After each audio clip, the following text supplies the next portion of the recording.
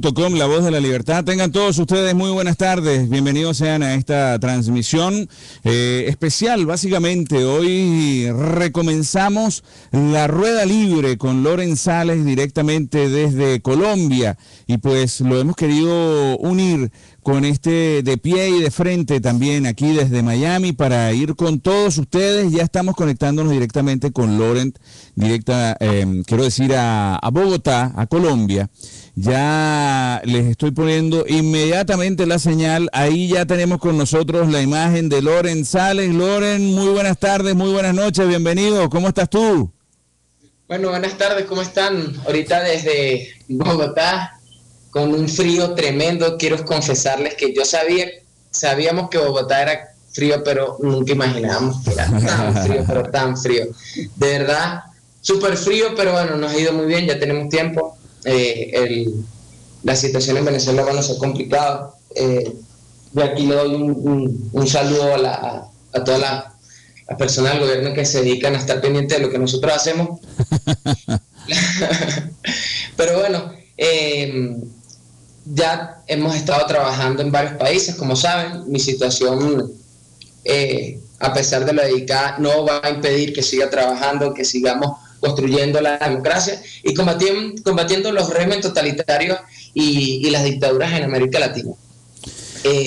Hoy aquí en Colombia es un día especial. Aquí en Colombia se celebra el Día de los Héroes Caídos. Es un día que se creó para conmemorar a todos esos militares, todos esos policías que han caído, que han sido masacrados, que han sido atacados por los grupos guerrilleros de izquierda y los grupos criminales, paramilitares, etcétera, por más de 50 años.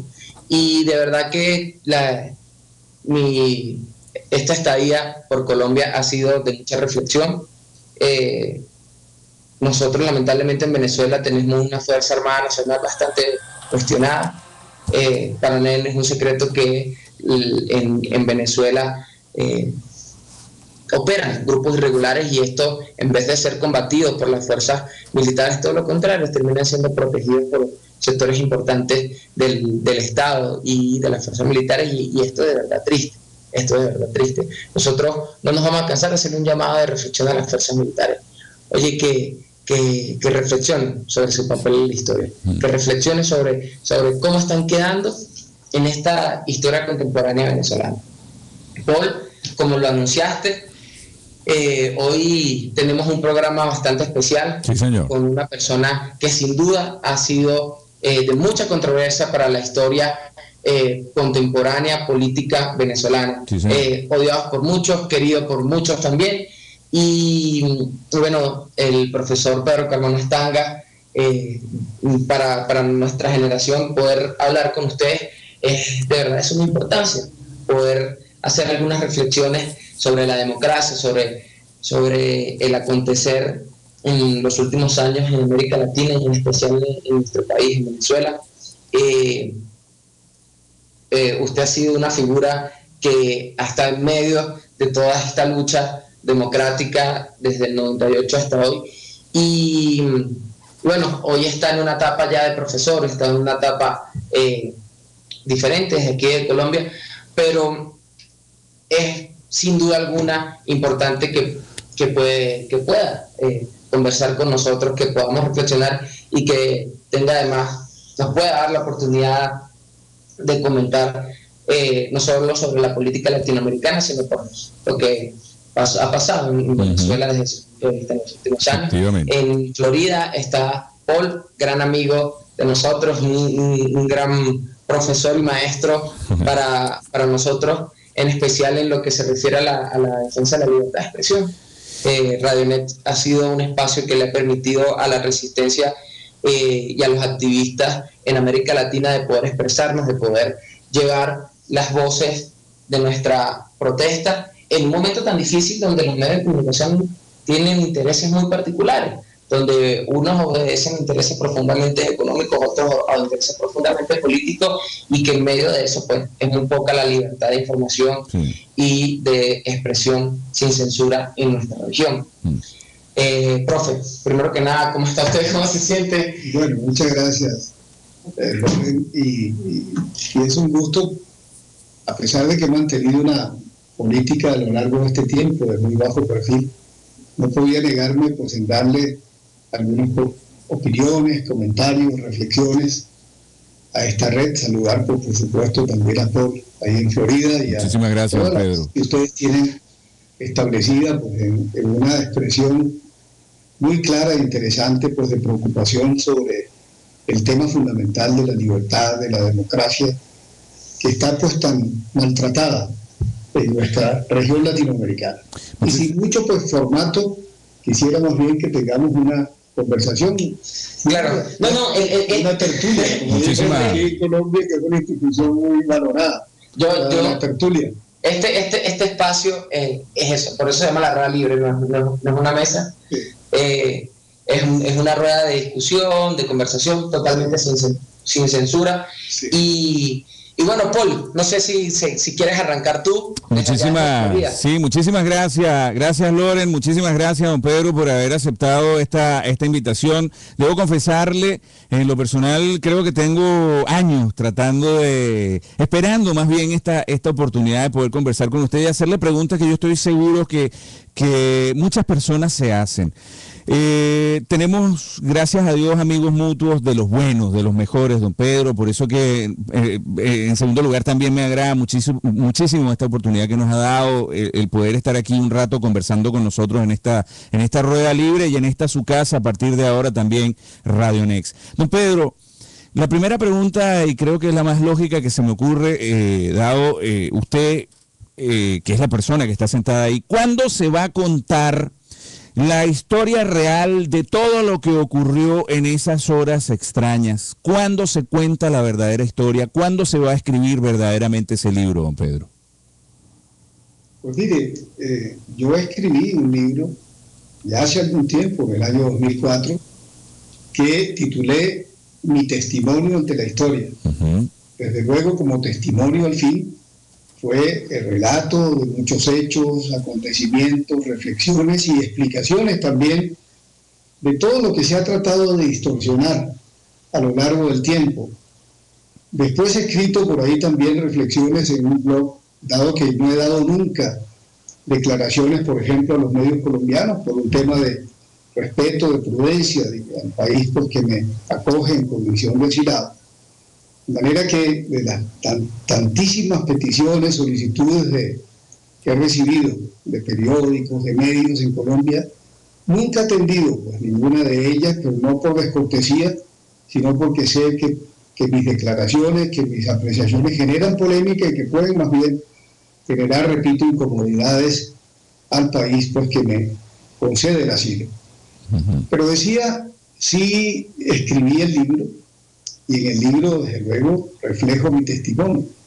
Hay muchas cosas que han generado polémica, desinformación, reescritura de la historia, ¿no? Todo eso se ha hecho, ¿no? Uh-huh. Y por supuesto que es fácil entender que cuando se viven episodios complejos, difíciles, ¿no?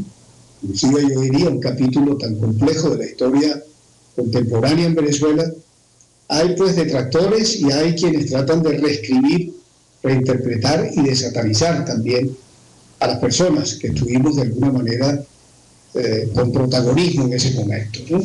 Así que el libro está allí y está inclusive colgado en mi blog. De manera que... Ahorita lo tuiteamos, sí, lo ponemos en las redes. Claro que sí. Que se anotó el libro en la edición que se hizo en Venezuela y una mucho más pequeña en Colombia, está allí disponible para que haya personas interesadas en la historia que puedan releer un poco pues, mis relatos, opiniones y, repito, testimonios de esos momentos tan difíciles, ¿no? Ahí están escribiendo por las redes desde Chile y aquí en varios países sudamericanos. ¿Quién es ese señor que genera tanta controversia? ¿Qué pasó? Bueno, yo comentaba, ¿no? Aquí en Colombia, en Centroamérica, en los países donde trabajamos, donde hemos estado.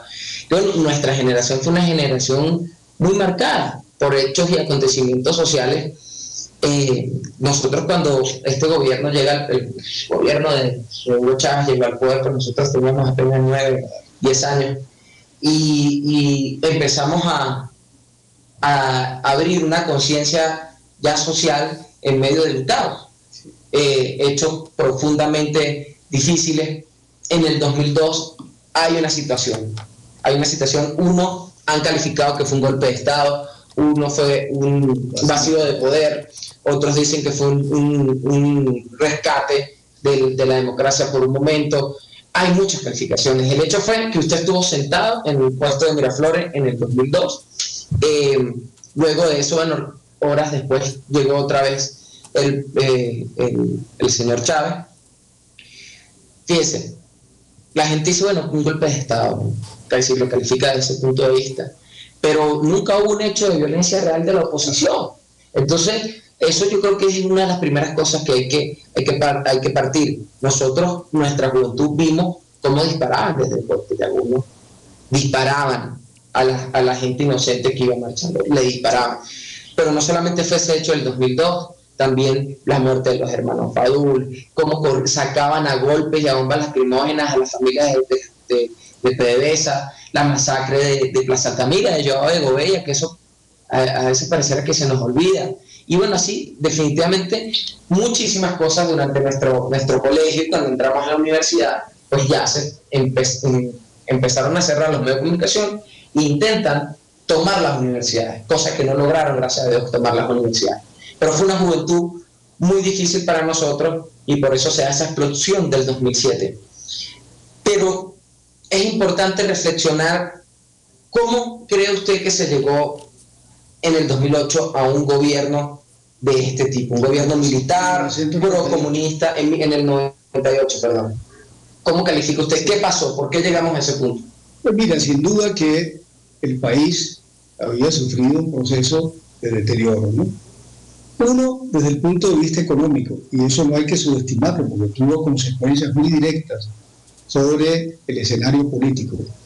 Venezuela había vivido décadas de un altísimo nivel de estabilidad macroeconómica, de fortaleza de su moneda, de inexistencia de procesos inflacionarios, de un boom de oportunidades que también se dio junto con el crecimiento del sector petrolero en el país. Y llegó un momento en el que se produjo un punto de inflexión. Y ese punto de inflexión que coincidió con las épocas del Viernes Negro, generó un fenómeno desconocido en Venezuela, que fue el enquistamiento de un proceso de devaluación e inflación que deterioró la calidad de vida, inclusive de la clase media venezolana. 4 o 5 años antes de que llegara Chávez. Claro, mucho más, inclusive 15 años. El fenómeno y el enquistamiento de un proceso, ¿no?, de devaluación perverso, de devaluación e inflación, generó una sensación de deterioro de la calidad de vida que se había, digamos, ido desarrollando en el país durante muchas décadas, ¿no?, y donde la clase media emergió también con mucha fuerza, ¿no? Pero eso coincidió también con un ciclo de precios del petróleo en baja, ¿no? Recuérdense que cuando llegó Chávez al poder, el petróleo estaba en 8 o 9 dólares el barril. La cantidad de recortes presupuestarios, fiscales que tuvieron que hacer los gobiernos anteriores, especialmente el último de Caldera, fueron enormes. Recortes que significaban meter el bisturí en tejidos sensibles, ¿no? Y todo eso contribuyó, junto con el desgaste de los partidos políticos tradicionales, que quizá no vieron con la suficiente, digamos, claridad la necesidad de una renovación generacional, de una renovación doctrinaria. Hubo un descuido de las organizaciones políticas tradicionales, sí, hacia la juventud, hacia las nuevas generaciones. Sí, sí. De hecho, algunos de los dirigentes no le cedieron pasos, ¿no?, a algunas figuras que hubieran podido recibir la posta dentro de las mismas organizaciones políticas tradicionales. Porque eso, bipartidismo, ¿no? Eso, o sea, hay dos luchas que nosotros tenemos muy claras en Latinoamérica y en especial en Venezuela. Una, que es la lucha generacional, sí, ¿verdad? Que es una lucha de una visión diferente de hacer la política, mucho más moderna, mucho más acorde y en sintonía con el movimiento del mundo, una lucha donde los jóvenes exigimos que no seamos tratados como simples pegapendones y entregavolantes, donde los jóvenes pedimos espacio frente a esa clase política tradicional que tanto desde la oposición como desde el chavismo se ha mantenido durante muchos años, y sin duda alguna otra lucha que es la ideológica, los que creemos en la libertad y en la democracia y en los que creen en el castrocomunismo como opción política. Entonces, hubo uno, antes de llegar a Chávez, un desgaste económico de la situación macroeconómica del país, deterioro en la calidad de vida a la que estaba acostumbrado el venezolano, y especialmente esa clase media que emergió con fuerza durante décadas anteriores. Tercero, esa falta de renovación generacional y doctrinaria dentro de los partidos tradicionales.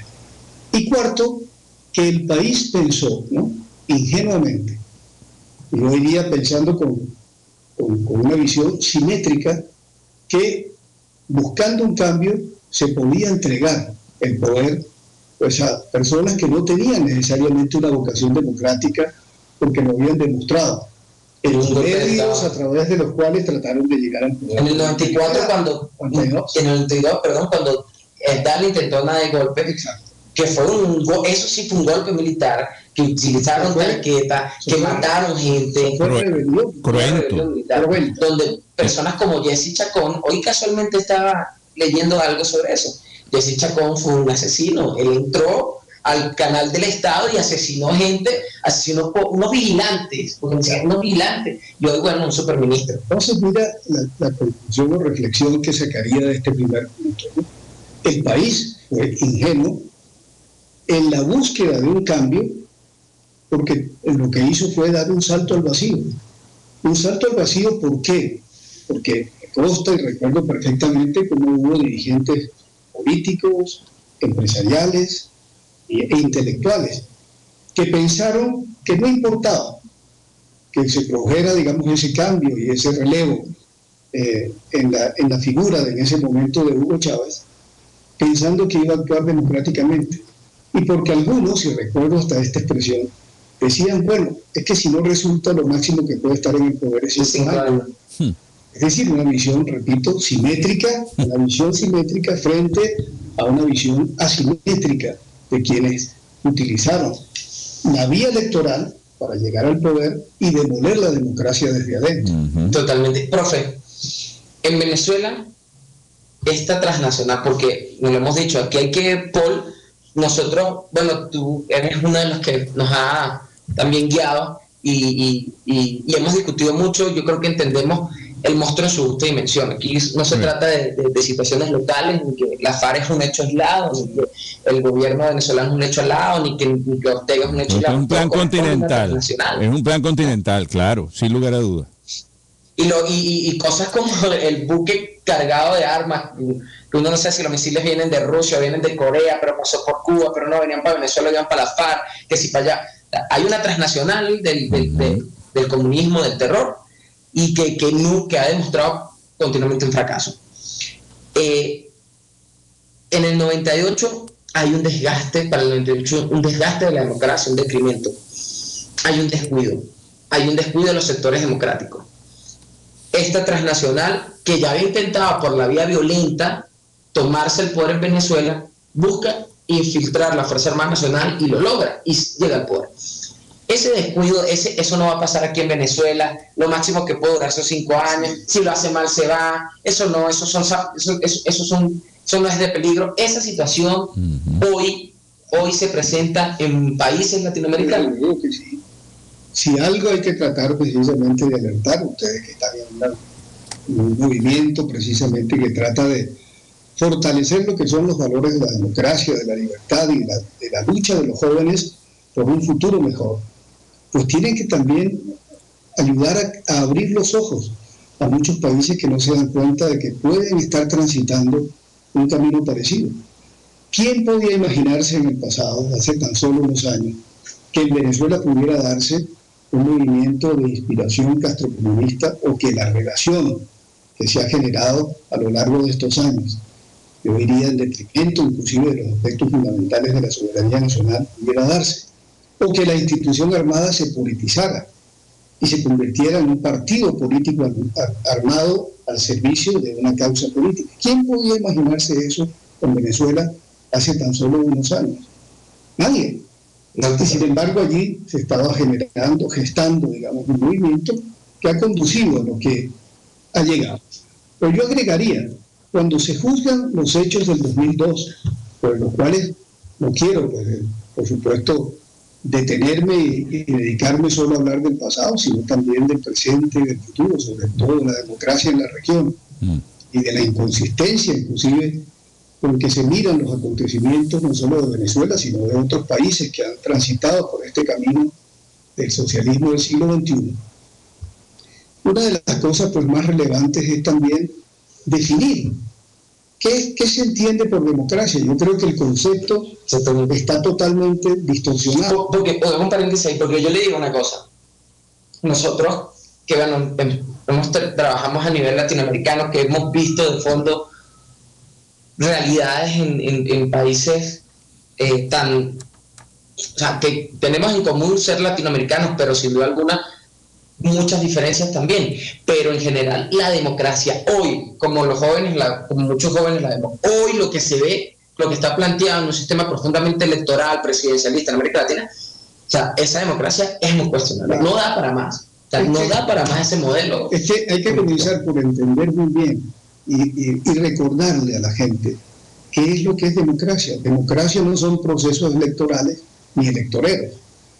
En el fondo, ni mucho menos si están mediatizados. En el fondo sabemos que elecciones ha habido desde Irak hasta el caso mismo de Cuba o que Hitler llegó al poder por la vía electoral. Democracia lo define muy bien la Carta Democrática Interamericana, que es hoy simplemente un saludo a la bandera. Es legitimidad en el origen, legalidad en el origen democrático, pero significa que esa legalidad en el origen esté determinada por una independencia del poder electoral, por una independencia de quienes son árbitros, ¿no?, en la función electoral, y por supuesto en un uso equitativo de los recursos, ¿no?, no atribuido solo a un segmento, digamos, de la clase política, pero sobre todo es democracia, legitimidad en el desempeño. Allí está, digamos, el concepto de independencia de los poderes. Está el concepto fundamental de que haya equidad, libertad de prensa, libertad de expresión, no intimidación, no utilización de los recursos del Estado al servicio de una causa, y mucho menos esta subordinación que se hace de que la revolución está por encima de la Constitución, de la propia Constitución que se dio al régimen, en donde autores tan importantes como el jurista Asdrúbal Aguiar Aranguren documenta más de 150 violaciones abiertas de la Constitución del año 99. Entonces hay que entender democracia bajo esa doble cara, ¿no?, de legalidad real en el origen y de legitimidad plena en el desempeño. Don Pedro, Loren, quisiera hacerle una pregunta, una inquietud, dos inquietudes básicamente. Primera de ellas, y tiene algo que ver también, inclusive podría conectarla con alguna pregunta. ¿Qué pasó con los militares en el año 2002, en la época en que ocurrió esto, don Pedro? Pero también quisiera pedirle ya de cara al futuro, como bien usted dice, en términos de democracia, la importancia de la palabra alternancia. Y en segundo lugar, dicen que para que en nuestros países o en el mundo pues haya democracia, los militares tienen que querer que haya democracia. ¿Qué opinión tiene usted sobre eso, don Pedro? Pues mire, por supuesto que hay países que han tenido una tradición militarista más marcada, como lo ha sido el caso de Venezuela, donde para bien o para mal han tenido, digamos, un papel protagónico y relevante en distintas etapas de la historia, o en Egipto, donde lo estamos viendo, que es así. Yo diría que, por supuesto, lo que más bien ocurrió positivamente en el periodo que se inició en el año 1958 fue lo que tiene que ser el papel de las Fuerzas Armadas. Primero, la entrega plena a la vigilancia de los elementos de soberanía, de los elementos también de resguardo del orden público, en fin, y sobre todo, repito, de la defensa nacional. Pero la subordinación al poder civil, desde luego. El hecho, por ejemplo, de que hoy estemos viendo unas Fuerzas Armadas distorsionadas en su papel, asumiendo, repito, un papel de beligerancia política y mucho más de activismo al servicio de una causa, es un papel que debilita la institución armada, que la debilita y la pone en el medio, en el foco de la controversia. El día de mañana, cuando cambien las circunstancias en el país, ¿cómo se va a ver el papel que cumplieron altos oficiales de la institución que están, repito, entregados a un proceso político que tiene una ideología y una orientación foránea, digamos, ajena al sentir, diría yo, de la mayoría de la población? Pues se coloca en una posición muy vulnerable. En otro orden de cosas, recuerdo inclusive a la caída del régimen de Pérez Jiménez, por haberse tratado de un régimen militar, aunque con una orientación distinta, y a pesar de que había tenido, desde luego, pues una trayectoria y una labor, al menos en obras públicas, no en lo político, porque yo difiero totalmente y no comulgo con ningún tipo de régimen totalitario. Pero decía, los militares a la caída de Pérez Jiménez tuvieron que reivindicarse con la población, colocándose ahí sí al servicio de los objetivos fundamentales de defensa de la soberanía y de la integridad territorial del país, etcétera, pero cumpliendo un papel absolutamente institucional, que es lo que se ha desvirtuado. Y esto coloca hoy a la institución armada en un punto de vulnerabilidad muy fuerte, de cuestionamiento, sabiendo desde luego que probablemente dentro de la institución haya figuras que se preocupan de que haya pues este giro que hayan tomado la actuación de la cúpula que los dirige, ¿no? Profe, ¿cómo relataría usted rápidamente esos meses antes de ese vacío de poder? O sea, ¿por qué en el 2012 llegó al punto donde, bueno, porque fueron millones de personas que salieron a la calle? O sea, en 14 años del régimen comunista en Venezuela, y ojo, digo comunista porque es comunista. La gente no que ese no es el comunismo es diferente. No, que me lo muestren como es, porque es el comunismo: desabastecimiento, un régimen totalitario, abusivo, violaciones de derechos humanos. En 14 años de este mamotrete de sistema, yo creo que nunca hubo manifestaciones de tal tamaño como las que se dieron en el 2002. Fueron millones, pero millones de venezolanos en las calles. Sí, ¿qué pasó? ¿Cómo llegó ahí? ¿Cómo relata usted esos meses antes y de llegar y luego hablar del momento? Pues mire, yo creo que los objetivos, ¿no?, del oficialismo estaban claros, ¿no?, de evolucionar progresivamente hacia un régimen de lo que hoy se denomina pues de orientación del socialismo del siglo XXI. ¿Pero qué ocurrió? Hubo, por ejemplo, inconformidad, inclusive en la forma como se aprobó la Constitución del 99, donde se había ofrecido un debate nacional mucho más intenso, mucho más profundo, y terminó aprobándose a pupitrazos, ¿sí?, acelerando, digamos, el proceso de redacción y de aprobación de la Constitución, que terminó entonces aprobada por el referéndum de diciembre del año 99. ¿Esa es la mejor Constitución de Venezuela, como muchos dicen? Pues podríamos vivir con ella, pero la forma de aprobación no generó todos los consensos que han debido ocurrir en el debate. Pero después de ello, ¿qué pasó? ¿Dónde se inició uno de los problemas fundamentales? Si se hubiera aplicado todos los postulados de la Constitución del 99, por ejemplo, la designación de los integrantes de los poderes públicos, otro gallo cantaría. Pero aprovechando la transición entre la Constitución del 61 y la del 99, se desconocieron los propios postulados de esa Constitución para lograr una elección equilibrada, balanceada, institucionalmente equitativa de la integración de los poderes públicos que garantizaran su independencia. ¿Y qué se hizo? Se aprovechó esa coyuntura, esa transición, para designar a dedo los integrantes de la mayoría de estos poderes públicos y controlarlos, subordinarlos al poder ejecutivo. Eso es una de las cosas clave que hay que decirlo. O sea, eso a la gente se le olvida. La gente cree que se llegó en el 2002 a una situación que la gente se volvió loca y no. Ahí comenzó. Entonces, Primero, el secuestro, en el 2012 se consolida el secuestro de los poderes públicos. Es lo que llaman juristas, pues se conculcó la independencia de los poderes. Es decir, se subordinaron al Poder Ejecutivo. Ese fue un primer punto. Y ahí vimos entonces el proceso de integración de los distintos poderes, llámese el electoral, llámese el judicial, etcétera, que se fue profundizando a lo largo de los años.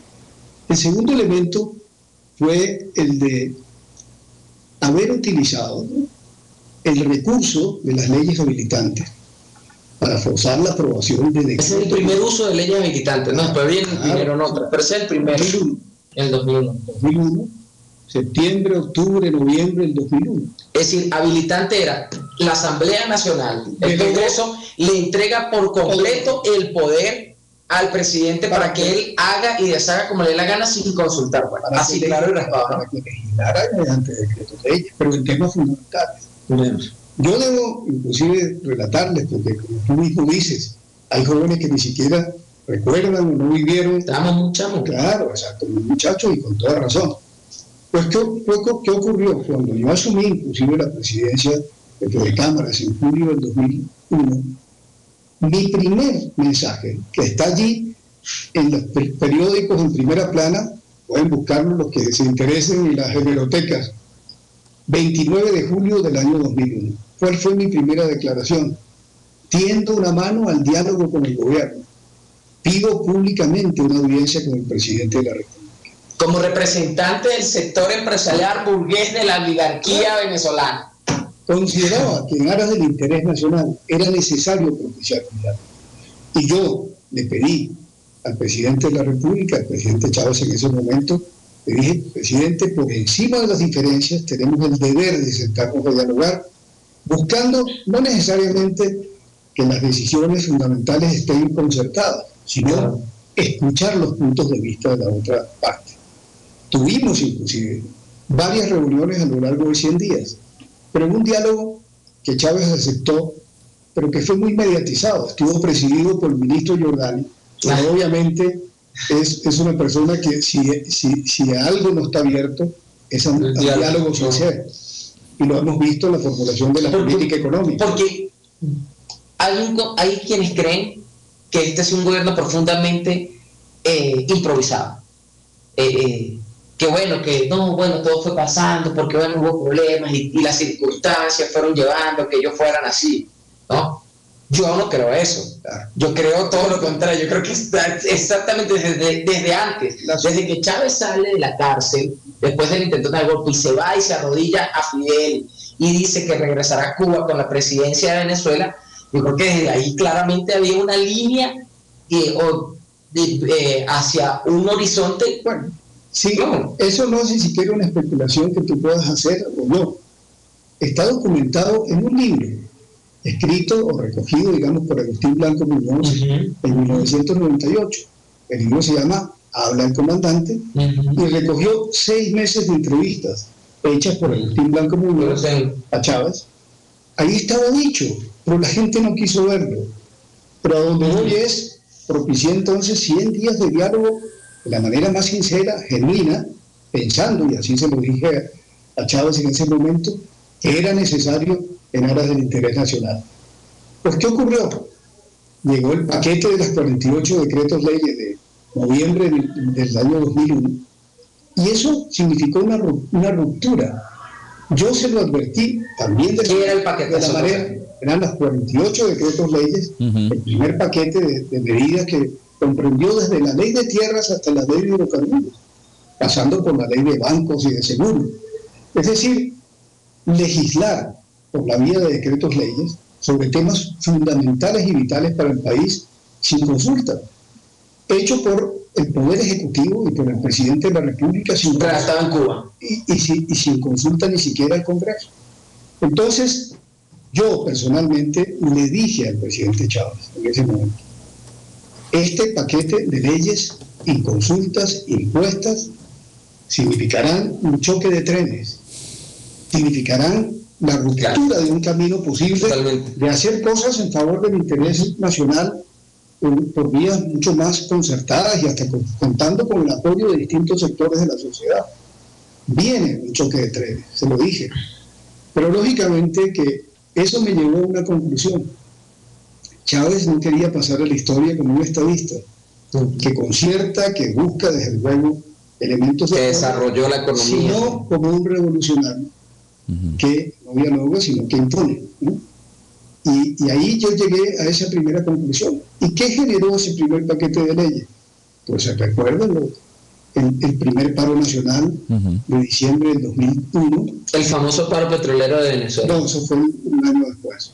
El primero. El de 10 de diciembre, que me tocó a mí liderar, y que el país acompañó 12 horas de paro, el 10 de diciembre del 2001, pero se paró el 90% del país, como diciendo, este no es el camino, ¿no? Acompañamos aquí a la sociedad civil, porque fue una convocatoria hecha por el empresariado, pero con el apoyo de la CTV, fundamentalmente, y de otros sectores de la sociedad civil. Pero luego, ¿qué generó la crisis? Que es tu pregunta.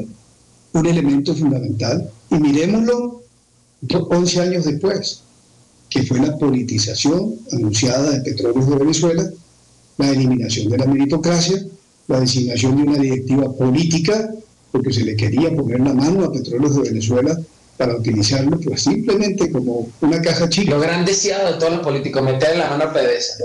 Y ese fue un factor fundamental de la crisis de abril. Ya no solo las protestas empresarial, sindical, etcétera, sino y la aprobación de esas leyes, sino también la crisis de PDVSA. En el 2001 se cierra el año ya en alerta. Claro, con ya con un paro nacional, con un sector activado, alerta, ya la mano metiéndose en la PDVSA. Y el 23 de enero del año 2002 se produce también una primera marcha grande, convocada por el sector sindical, en la cual también hubo Carlos Ortega. Sí, estaba en ese momento Carlos Ortega. Entonces se generó... Había en ese momento, porque hoy digamos, el sindicato venezolano, o sea, la fuerza sindical está muy fracturada, profundamente golpeado, en un gobierno que se hizo obrerista, que se encargó de destruir el sindicato. En ese momento, en el 2001, había una sintonía y había un acompañamiento sincero entre el empresario y el obrero. Una gran armonía. Inclusive está también el testimonio de aquella gran declaración que se hizo en la Quinta de Esmeralda.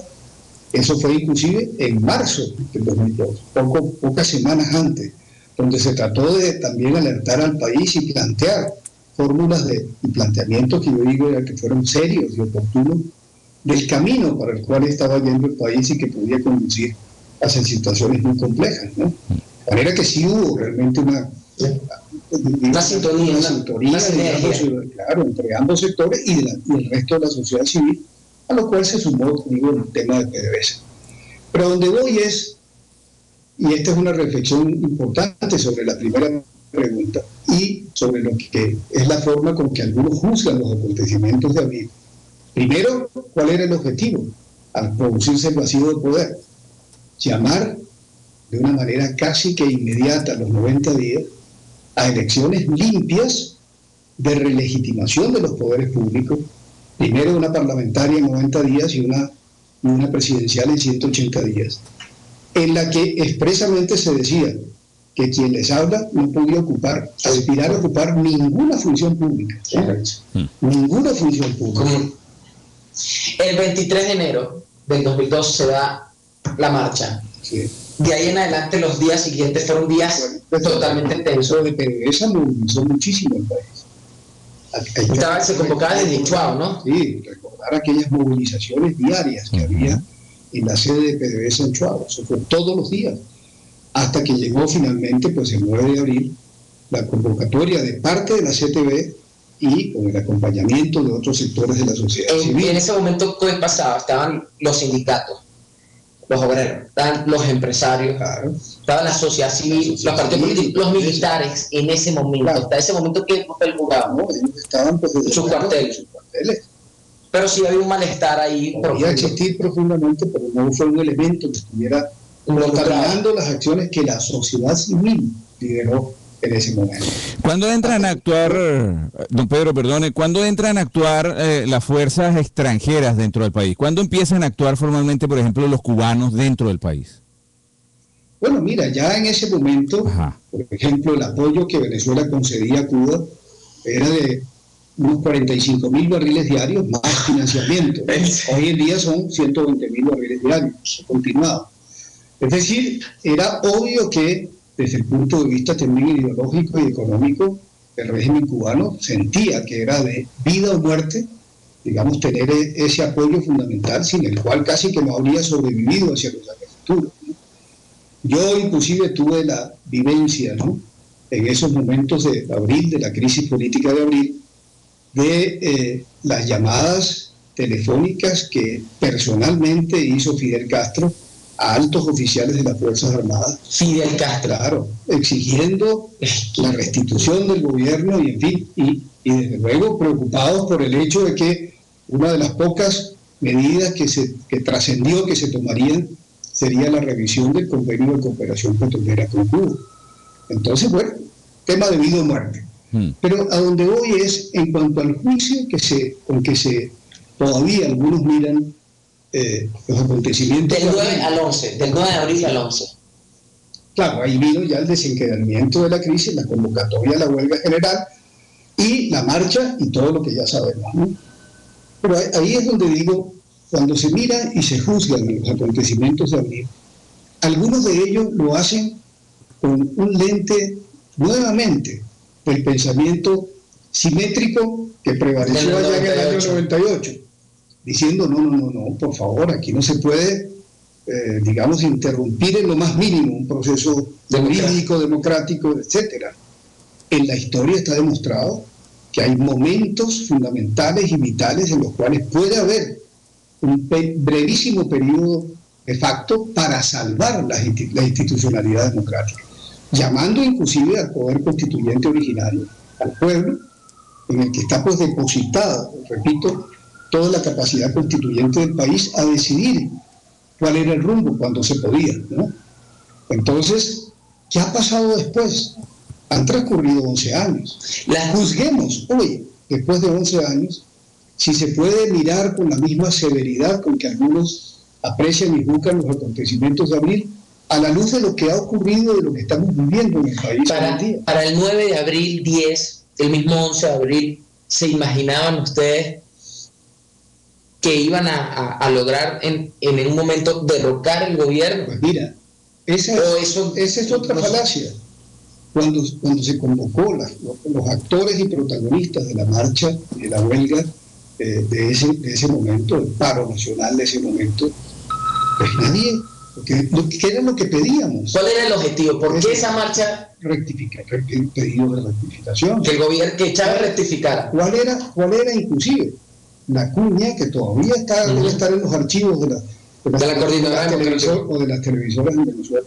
¿Cuál era, por ejemplo, desde mi responsabilidad, las cuñas que salían continuamente en la televisión venezolana?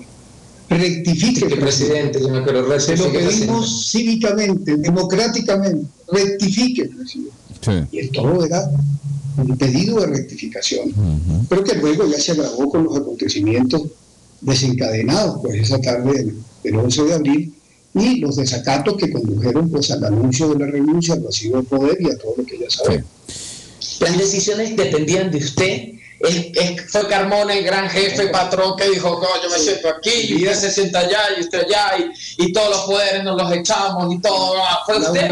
Hable, como decimos los jóvenes, hable claro, profesor. La omnipotencia no existe y sería verdaderamente un genio político si hubiera concentrado tal nivel de poder. Ahí realmente, como decíamos, hubo elementos de concertación, pero producto de hechos no planificados. Fue verdaderamente un tsunami, un alude de acontecimientos que ocurrieron que, frente a tu pregunta anterior, nadie habría sabido 24 horas antes cuál iba a ser el desarrollo de los acontecimientos de abril. Y eso lo que hace es desmentir pues, la consigna de que había una conspiración, que había, en fin, nos hacen una... que podía llevar Nos hacen una pregunta, etcétera, o interrupción del orden constitucional. ¿Cómo, Paul? Nos hacen una pregunta a través de las redes sociales, pero en primer lugar quiero agradecer, tenemos hermanos de Costa Rica que nos están escuchando, hermanos en Colombia que nos están escuchando, en Chile nos están escuchando, por supuesto en Venezuela, altísima audiencia. Me llega una propuesta a través de la red social que se la voy a leer, don Pedro, y usted pues sabrá desmenuzarla bien. La gente lo acusa de traidor, de haberse querido quedar con el gobierno, de haber con su decreto querido eliminar las instituciones, que su posición y actuación en esos días parecía el resultado de querer ocupar un espacio de ambos bandos, o que ambos bandos en pugna dejaron abierto. ¿Cuál es su versión? Suscribir el famoso decreto leído por usted desató una cacería de brujas que devino en una cantidad de exiliados. Denos su versión de esas horas, por favor. Sobre todo la preocupación, dicen, sobre quién escribió el decreto y por qué se suscribió ese decreto. Pues mira, me imaginaba que obviamente pues las intervenciones se retrotraen mucho el pasado, y eso nos desvía también de un punto que tenemos que analizar, que es más bien el presente y lo que ha ocurrido seguro, después de estos 11 años de crisis política. Pero lo que sí puedo reafirmarles en este momento es que desde mi punto personal, no podía haber ningún tipo de ambición de asumir el poder, como no fuera, a raíz de los acontecimientos y de la crisis, una convocatoria a elecciones limpias que permitiera la relegitimación de los poderes. Okay. Insisto, 90 días, elecciones parlamentarias limpias. E hice una consulta con las agrupaciones políticas para ver si era posible convocar elecciones en 90 días. Me dijeron que sí, y dije, vamos adelante.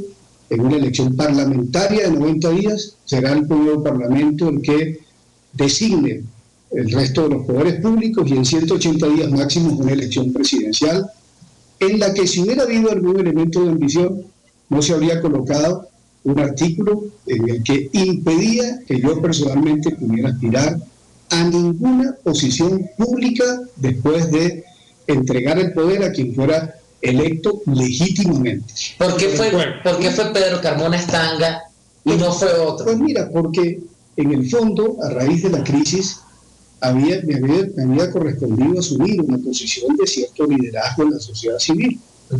Y porque inclusive en los momentos en que se produjo una crisis que tuvo, por supuesto, un componente militar importante, los militares pensaron, para conducir a esta transición a elecciones, nada mejor que pudiera ser un civil, el que llame, el que convoque, y el que aglutine las fuerzas para llevar y conducir al país pues a una, repito, relegitimación de poderes a través de un proceso electoral muy limpio, con todas las garantías. Y la otra cosa que les debo decir, que muchos no saben, porque han pasado ya 11 años, es que inclusive en esas horas se invocó, yo manifesté a la OEA la intención de invocar la Carta Democrática. Usted mismo. Yo mismo.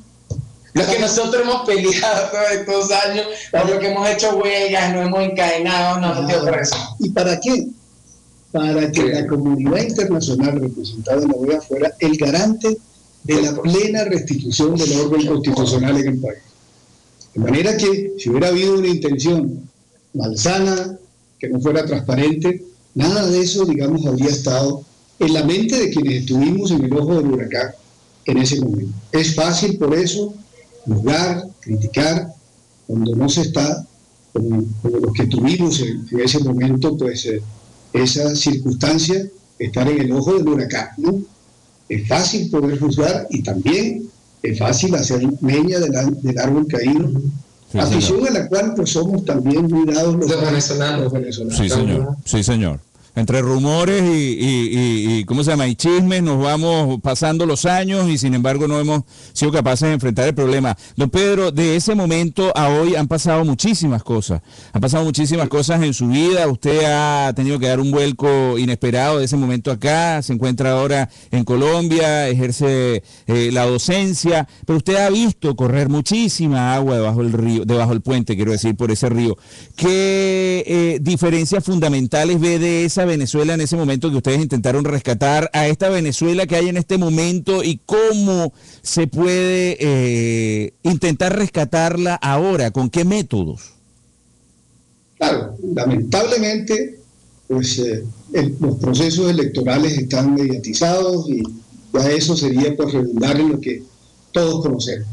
No hay un proceso electoral en el país que se pueda considerar limpio en la medida en que el árbitro no es independiente, en que los recursos del Estado están al servicio de una candidatura y en que por otro lado estamos viendo con absoluta claridad cómo hay una iniquidad absoluta, ¿no? Y por supuesto manipulación de todo el poder del Estado al servicio de un objetivo político. Pero lo que veo con más preocupación es cómo se han producido 5 tipos de distorsión fundamentales.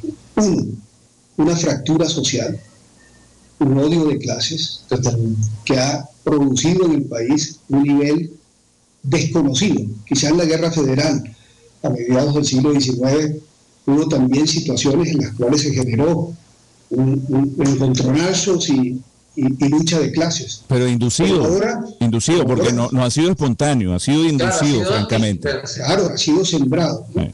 En un país que dentro de sus problemas sabía manejar los problemas políticos con relativa amplitud, digamos, en el diálogo entre las fuerzas políticas, ¿no? Sí. Pues ahora se encuentra un país lleno de odios y de lucha de clases que constituye probablemente para mí el más grave problema que hoy enfrenta Venezuela. Una Venezuela dividida, fracturada, y repito, en un desencuentro, en una polarización muy fuerte.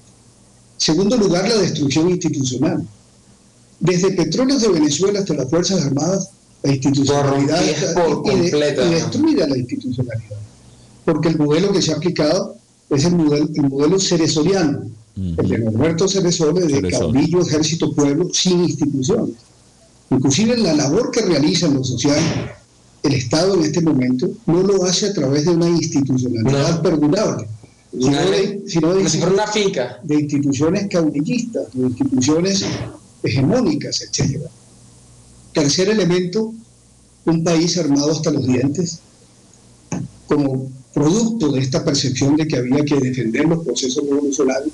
Ahora desarmar al país significa una tarea para los que vengan. Con FARC, con ELN, con Frente de Liberación, con G2 cubanos, con iraníes, con belorrusios, con los colectivos armados. Exacto, y haber provisto de armas a distintos sectores. Muchos de lo que, y lo digo aquí, perdón que lo interrumpa, profe Paul, sí. Pero es que tengo que decirlo. Hoy, y se lo digo a todas las personas que escriben, yo soy anticomunista, antichavista, y lo hemos demostrado, los jóvenes lo hemos demostrado y lo combatimos. Creemos en el diálogo, pero ¿sabes qué me molesta? Que hoy muchos quieren darse golpe de pecho y querer juzgar a los que intentaron rescatar la democracia sin la violencia, porque ese golpe, ese vacío de poder o golpe de Estado, o como le quieran llamar, ahí no hubo ni siquiera un acto de violencia, ni un tiro lanzó la oposición, y se logró en algún momento. Y muchos de los que armaron esos colectivos, muchos de los que persiguieron a la oposición, como el señor Ismael García, que persiguió, señor Ismael, usted que perseguía a la oposición, que andaba en motos con los círculos bolivarianos, ¿verdad? Y muchos de ellos que hoy entonces quieren ser jefe de la oposición, y no se trata de que sea jefe, no, sino que se trata de que pongamos todo también en su sitio. Entonces, yo tampoco estoy de acuerdo con que, porque aquí se olvidan de los presos políticos, aquí se olvidan de los exiliados, aquí se olvidan de todos los militares. De nuestros refugiados, nuestros hermanos que están en Costa Rica, que ni siquiera tienen un estatus tampoco. En los hermanos que están en Costa Rica, entonces la gente cree, no, ellos están allá muy sabrosos, de ese que están en la playa bebiendo agua de coco, y no están sufriendo apartados de su familia, que si se le muere un familiar algo no pueden regresar. Entonces, ojo, vamos a reflexionar. Yo no tengo nada en contra de alguien en específico, pero sí es un método. Y hoy, muchos de esos colectivos, profesor, mucha de esa gente armada que está en la calle, o sea, fueron armados por personas que hoy quieren ser dirigentes y grandes demócratas que se dan golpes de pecho. Bueno, pues mira, siguiendo en este análisis, Perdón la interrupción, pero es que lo tenía atragantado. No, por favor, expresa todo tu punto de vista con la claridad con que lo haces, ¿no? Entonces decía, ahora desarmar una nación, ¿no? El día que haya un cambio hacia un gobierno democrático en el país, un gobierno de cambio democrático en el país, es una tarea gigantesca. ¿Y qué ha pasado? Esas armas se han revertido también en delincuencia, ¿no? No, porque además hay un trato ahí, hay un pacto, la inseguridad es una política de Estado. O sea, tú, malandro, haces lo que quieres, pero eso sí, el día que vengan te separan por de alguno y echa plomo contra el pueblo. O sales con las motos. Bueno, tercer elemento. Cuarto elemento, el deterioro económico que ha sufrido el país. No es solo la destrucción del aparato productivo y los niveles de inflación, que son el peor de los impuestos para un pueblo, sino también los elementos ligados a la irracionalidad del manejo económico.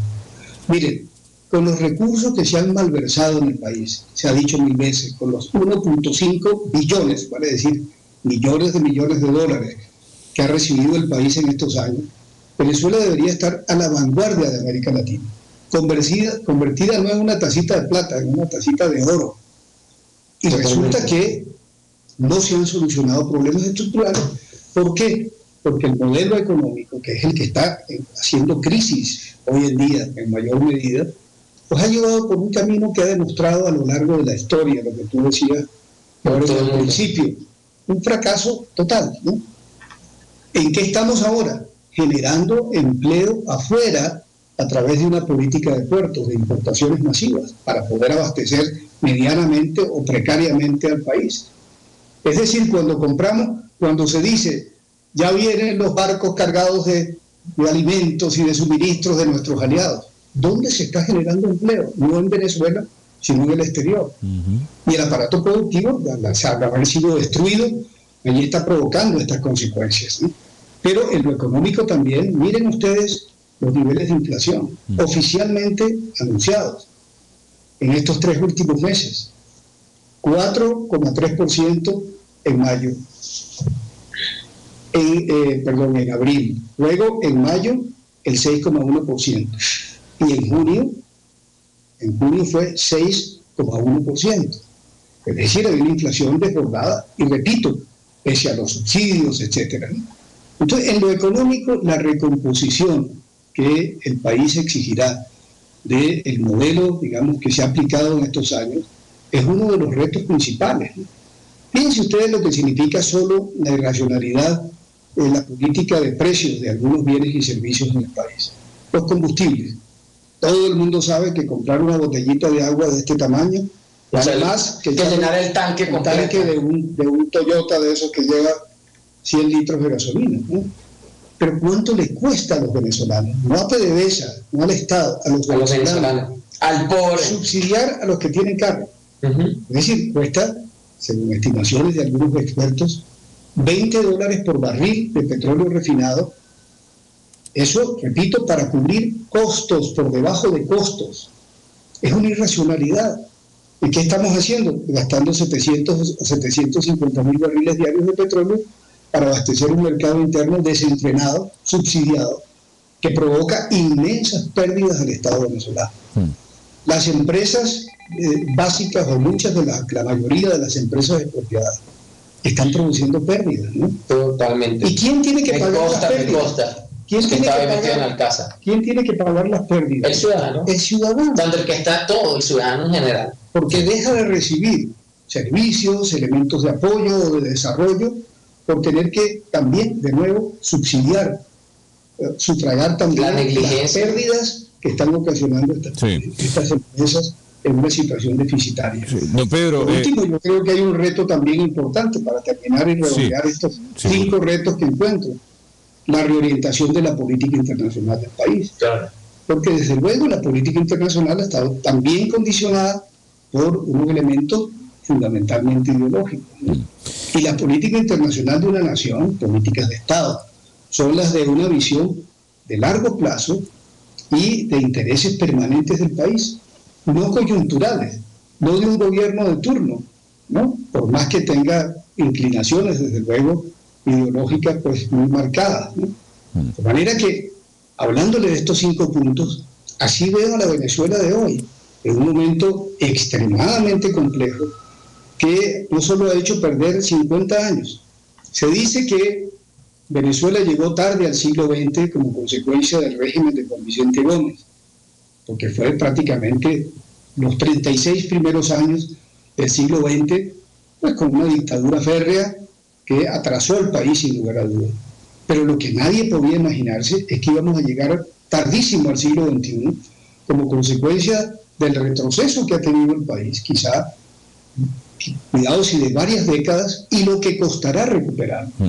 Pero desde luego eso no tiene que amilanarnos en el sentido de que la Venezuela tiene que estar, que es posible, Venezuela es un país viable. Sí. Venezuela es un país que tiene recursos para salir adelante y recomponerse, y si lo han logrado tantos países que salieron de las dictaduras comunistas en Europa Central y en Europa Oriental, ¿cómo no lo va a lograr Venezuela en el futuro? Tiene que poder salir adelante. Tenemos una llamada telefónica, la vamos a poner al aire en este momento y luego yo le quiero formular una pregunta, don Pedro, pero pongamos primero esta llamada al aire. Nuestros teléfonos, amigos, si ustedes quieren participar, hacerle preguntas a don Pedro Carmona o a Loren Sales, nuestros teléfonos son el 786-467-8213, aquí en Miami, 786-467-8213, o en Caracas, tenemos un teléfono para todo Venezuela, para toda la nación, el 0212-210-5087, y ponemos al aire esta llamada. Buenas noches, adelante, estamos al aire. Muy buenas noches, Paul. Buenas noches, Loren. Y un abrazo fraterno y admiración al doctor Pedro Carmona Estanga, gran amigo. Le llama de Caracas su amigo Francisco Pozo. ¿Cómo le va? Un saludo. Doctor, estaba escuchando con atención, como siempre, a sus sabias palabras, y quisiera preguntarle, para que responda en la audiencia y para que oriente con su experiencia, ¿cómo ve a las Fuerzas Armadas en este momento, que si bien están de alguna manera ideologizadas, también me dista mucho de la forma como la población veía a las Fuerzas Armadas antes del 11 de abril, que también las veían ideologizadas. Cuando recuerdo al general que se negó a cumplir con el plan Ávila, a Rosendo, y bueno, sabiendo que Rosendo era de alguna manera odiado, criticado en todos los medios y por la gente por sus sabios supuestos avisados en el Plan Bolívar 2000, y así como él, infinidad de militares del CUFAN que de alguna manera estaban implicados en temas de corrupción. En ese momento pues se pasó la página y un villano, como de repente iba a ser calificado en ese tiempo a Rosendo, pasó a ser un héroe. Entonces quisiera ver su perspectiva de las Fuerzas Armadas, cómo pudiera de repente las Fuerzas Armadas cambiar las velas como sopla el viento, y lo otro, bueno, un poco la recuperación económica y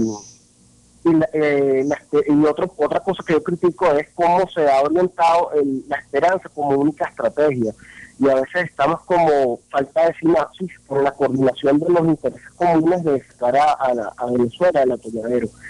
Mis abrazos sinceros, amigo Pedro. Espero poder verlos personalmente en lo que transcurre de años.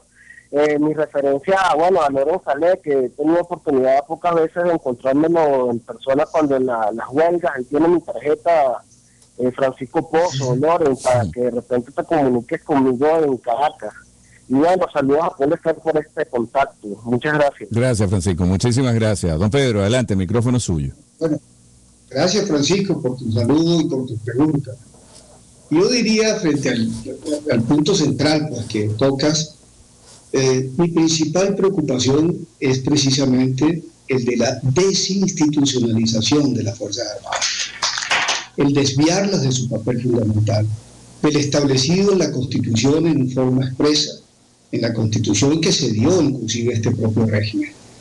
Es bien sabido, yo creo que es un tema casi que reiterativo, que lo que estipula la Constitución es que las Fuerzas Armadas no pueden estar al servicio de persona o de proceso político alguno, sino al servicio de la nación, de sus intereses permanentes y vitales. Y esa desviación, como lo comenté y lo insinué anteriormente, es el que lleva a que al desviarse de su papel fundamental y asumir un papel político, se convierten en un elemento de vulnerabilidad, de cuestionamientos a la desviación y sobre todo de que inclusive se tenga pues a veces la desfachatez de colocarlo no solamente en una actitud política deliberante, sino de una causa política, como lo han denominado, del socialismo, que es ajena inclusive a lo que es la idiosincrasia, la filosofía, la historia de nuestras Fuerzas Armadas. Sé que detrás de esto pues hay una cúpula militar que desde luego ha digamos recibido prebendas, poder, etcétera, pero en definitiva yo creo que es posible también que muchos de las fuerzas institucionalistas conscientes se den cuenta pues del enorme daño que se le está haciendo a esa institución. Y pienso también que es fundamental, ¿no?, que en función de ello reflexionemos sobre un punto en el cual yo creo que hay preocupación en opositores e inclusive oficialistas, que es el nivel de cubanización al que ha llegado el país, el nivel de entrega de soberanía, el nivel inclusive de entrega de sectores estratégicos a la conducción de factores pues ajenos, foráneos a lo que es el interés fundamental del país. Y ahí yo creo que hay un elemento de debate que lamentablemente en el país, por las limitaciones que hay a la libertad de expresión, digamos a la autocensura que se produce, no se ha analizado con toda profundidad el fenómeno de la cubanización, que yo creo que es, repito, uno de los elementos fundamentales que hoy debería estar pues provocando una meditación y una reflexión profunda hacia adentro, hacia dónde está yendo el país, hacia dónde nos está llevando. ¿Usted tiene esperanza dentro de las Fuerzas Armadas? Mira, creo que debe haber con toda seguridad, no tengo contacto, desde luego, desde la distancia apenas... Y los aviones, chicos, los aviones, ¿dónde están los aviones? Qué cosa tan importante. Bueno, los aviones fueron un pretexto precisamente, por eso tiraron la noticia de los aviones primero, para después decir que estaban montando un sistema antiaéreo, que vaya usted a saber qué comisiones dio y cuál fue la trácala ahí. Ahí está, Paul, pues una explicación sencilla, ¿no? ¿Por qué era? Porque que compraron la oposición 18... ¿De dónde los guarda? Eche el cuento, profesor. En su casa. Sí. Los aviones. En el sótano de la casa. Sí, en el garaje. No, pero es una cosa totalmente infantil, manejada por una mente tan, digamos, oscura como la de José Vicente Rangel, para justificar otras cosas, ¿no?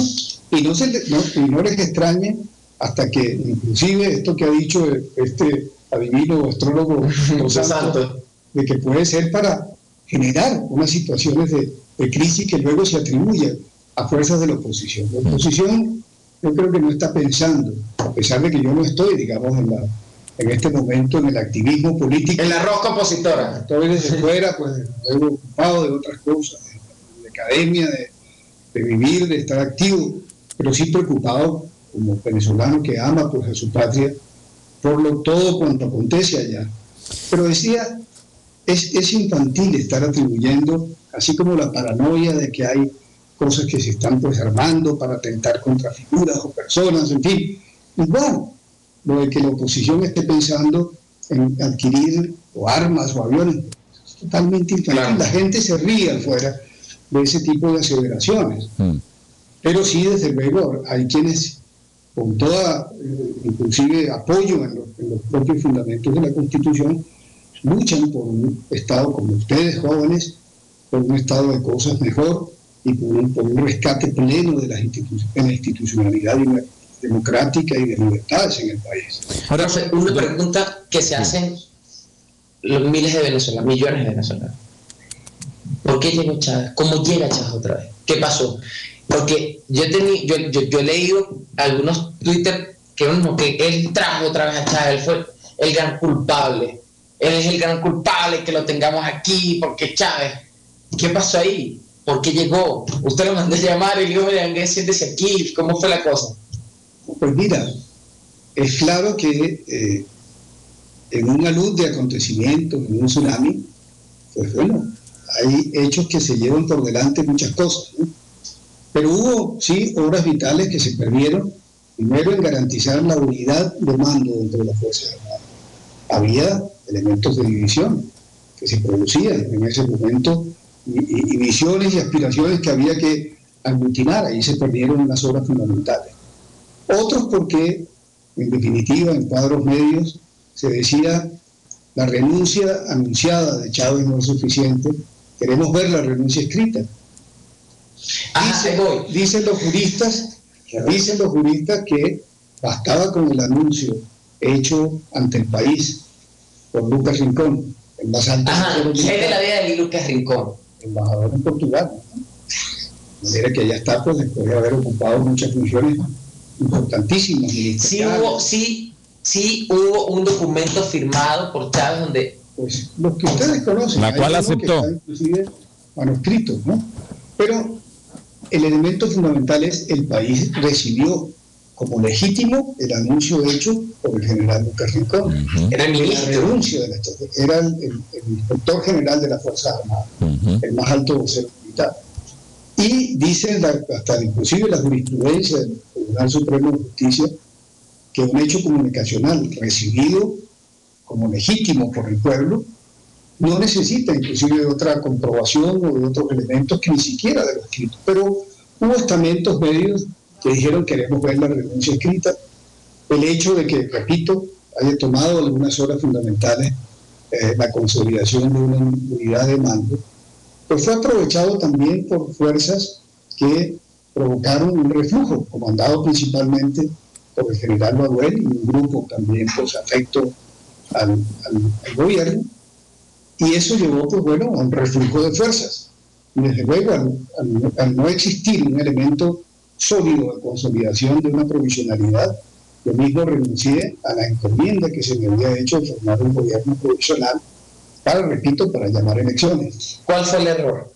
Pues mira, claro, en retrospectiva, 11 años uno podría decir, hubo estamentos dentro de la propia Fuerza Armada que se opusieron a una salida de Chávez a Cuba en esas madrugadas del 11 de abril. Ellos eran los que tenían, ni siquiera yo había recibido una encomienda de formar un gobierno provisional. Y eso porque supuestamente tenía que ser juzgado. Yo creo que a pesar de que en el ánimo de la gente estaba el hecho de que Chávez no debía salir, debían guindarlo por juzgarlo, etcétera, lo que fuera, yo creo que ese fue un elemento en que se actuó no con esto, sino no con racionalidad, sino había que hacer pues un celayazo, pues allá, sí, agarrar, señor, que usted se nos va, vaya para allá, si él quería salir en pijama, porque además él estaba asustado y quería salir, ¿no? Dispuesto a salir de Cuba, de manera que si hoy pudiera yo en retrospectiva decir cuál puede haber sido el error capital, más allá que las críticas que se hagan al decreto, etcétera, que no tenían sino el objetivo de la convocatoria de elecciones, fue el no haber permitido un grupo importante de oficiales de las Fuerzas Armadas que Chávez saliera a Cuba esa madrugada.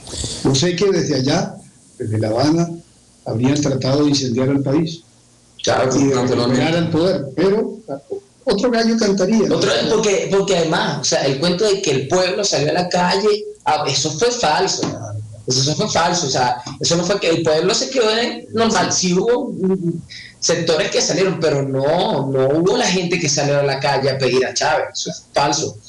Entonces, si hoy pudiera yo, 11 años después, mirar desde lejos, ¿no? Desde la distancia, desde el exilio, al país, claro, lo veo con una profunda preocupación por estos 5 elementos que señalé, que, repito, son la fractura, la desinstitucionalización, el haber armado la nación en la forma como se ha hecho, la crisis económica y la política internacional. Pues lo veo con profunda preocupación y con una, por lo menos íntima, porque no me interesa que necesariamente todo el mundo participe de una visión única, compartida. La crítica está pues para eso y no me hace mella. Pero sí confirmar, miren lo que ha pasado 11 años después. Todo eso estaba absolutamente cantado que iba a ocurrir. Hay cosas que pueden haberse profundizado, acelerado, lo que fuera, pero en definitiva el camino estaba señalado. Claro. Y lo que se trató, cuando se podía, era más bien de rectificar un rumbo, por la vía, repito, no dictatorial, ni mucho menos, sino de una relegitimación de poderes cuando se podía, ¿no? Y yo creo que eso hay que tenerlo muy presente, y especialmente entre los más jóvenes, porque no vivieron tan de cerca esos hechos y se tienen que a veces apoyar en elementos subjetivos o también en la reescritura de la historia que se ha tratado de hacer de todos los acontecimientos de ese entonces. Tenemos 3 preguntas por este lado y una llamada telefónica en espera. Una de las preguntas dice, ¿quién le encomendó formar un gobierno provisional? ¿Puede nombrar quién le pidió eso? Mira, no es una persona, no hay elementos, hay un consenso entre fuerzas pues, de la sociedad civil y fuerzas también de quienes tuvieron en ese momento el papel protagónico de los desacatos y acontecimientos de que al país había que conducirlo a una restitución plena del orden democrático. Eso era lo que se quería hacer. No voy a señalar un nombre, sino había una necesidad. Protagonistas de un estamento armado que tuvo, lógicamente, un papel protagónico esa madrugada, y creo pues que la mayoría de los sectores de la sociedad civil, si había claridad, era en que no había que abrir ningún camino que pudiera significar perpetuar o inclusive prolongar una situación de facto, sino llevar al país con la garantía de la comunidad internacional a la restitución absoluta del orden constitucional. La segunda es que, dame 2 segunditos, Loren, que tengo varias preguntas aquí acumuladas. Sí. La otra dice... ¿puedo quitar un lápiz por aquí rapidito? Seguro. ¿Siente usted, don Pedro, que ese proceso fue hecho de forma adelantada? Si se hubiese esperado un par de años más, ¿probablemente hubiera funcionado? Pues mira, puede ser, pero los tsunamis y las tormentas y los huracanes son predecibles, ¿no? Sí. Hubo, lógicamente, factores que acumularon y llevaron a, digamos, finalmente a una explosión de situaciones inesperadas, ¿no? Sí. Pero nada, ni siquiera el curso de esos momentos, como tampoco de pensar puede, digamos, esperarse, era posible, digamos, estaba bajo el control de nadie. Se desencadenó una crisis, se desencadenó, repito, un huracán, se desencadenó una situación verdaderamente inesperada, que escapa en ciertos momentos de las manos y del control. Yo inclusive les puedo decir, hoy, sin eludir mis responsabilidades, que el 11 de abril, desde la tarima de PDVSA en Chuao, fui la única persona que dije a Miraflores no, porque sabía que podían ocurrir acontecimientos impredecibles. De manera que, y eso está grabado, ahí está el testimonio absoluto, las grabaciones del acto que se celebró el 11 de abril en la redoma de Chuao. Nos preguntan, Sí, nos preguntan, don Pedro, que nos dicen, ya tenemos claro el análisis, el diagnóstico sobre la situación del país. Quisiéramos saber su opinión sobre la efectividad de la oposición, de la dirigencia opositora actual en el país. Pero tengo una llamada, déjeme poner esta llamada para no hacer esperar más a la persona que nos llama. Buenas noches, adelante, estamos al aire. Qué pena contigo, Paul, de volver a llamar. Saludos a Pedro Carmona, Francisco de nuevo. Quería hacer énfasis en, primero, que para que den referencia el libro Mi testimonio ante la historia, escrito por Pedro Carmona Estangas, que fue censurado en Venezuela. Ahí habla con mucho detalle todas y cada una de las cosas que sucedieron antes, durante y lo que ha pasado después de esos acontecimientos. Sería bueno que, preferiblemente que lo compraran, que lo adquirieran, pero si no, buscar una copia en PDF en internet. Que ¿Cómo es el blog, profe? Es recomendable. La otra cosa es que en el libro de Pedro Carmona, que muy últimamente me regaló, hay una frase que dice que no juzgaré a mi hermano hasta no haber caminado 2 semanas en sus mocasines por indios Sioux. Y la otra es que con respecto a los procesos electorales, él hace el comentario, nuestro estimado amigo Pedro, que no algo así, la frase que no me viene exacta, pero algo así como que no confiar en procesos electorales amañados que tienen resultados definidos de antemano. Creo que la situación no ha cambiado gran cosa. Se ve como en algunos centros electorales se amenaza con pistolas, cómo votan los muertos, cómo no se tiene acceso a los cuadernos electorales, cómo no se ha pulido el red. Y entonces creo que todos y cada uno tiene una pequeña responsabilidad, incluyéndome, porque si no asumimos que todos tenemos una pequeña responsabilidad de que esto no hayamos podido salir de este problema, es porque algo no hemos hecho bien o no hemos terminado de dar con el clavo. Muchas gracias, Paul. Gracias, muchísimas gracias a ti, gracias por participar, don Pedro. Este comentario y luego un análisis sobre la eficiencia de la dirigencia opositora actual. Bueno, sí, efectivamente yo creo que estas expresiones de Francisco en cuanto a que es conveniente también buscar y analizar pues también ese testimonio que dejé sentado en el libro que escribí pues en el 2004 y otra edición en el 2005. Es importante porque hay muchos elementos que son desconocidos y que se han olvidado y que están pues en mi blog, que es pecaresblogspot.com, ¿no? Allí lo pueden encontrar porque la edición está, por supuesto, agotada. Repítalo, por favor, don Pedro. Yo, de todas formas, por acá también lo estoy buscando. Sí, es Pecares. S-A-R-E-S. Ok. .blogspot.com, ¿no? Pecares.blogspot.com. Ya lo vamos a viralizar también. Sí, sí, ahí está el libro y ahí pueden conseguirlo en una versión pues, de ese tiempo, ¿no? Ahora, sobre la situación actual. Es decir, lo primero que es evidente, repito, es la falta de equidad en las reglas del juego electoral, ¿no? El hecho de la unidad yo lo sigo considerando un factor fundamental. Si el país, desde luego, se debilita por ese lado, y es la responsabilidad mayor de las fuerzas opositoras, es asegurar precisamente que haya criterios compartidos, porque si algo complacería al oficialismo es también un resquebrajamiento de elementos que haya de unidad. Pero eso significa también una enorme responsabilidad en cuanto pues, a la credibilidad que hay que mantener de los dirigentes de la oposición, a la firmeza para denunciar algunos hechos. Yo siempre he dicho que, y creo por supuesto, en la labor que hagan los dirigentes de la oposición en forma unitaria y en esa necesidad absoluta, ¿no?, de preservarla, pero creo también en la necesidad de denunciar irregularidades y atropellos, ¿no?, sobre todo el proceso electoral, que está pues lejos de ser un proceso electoral limpio.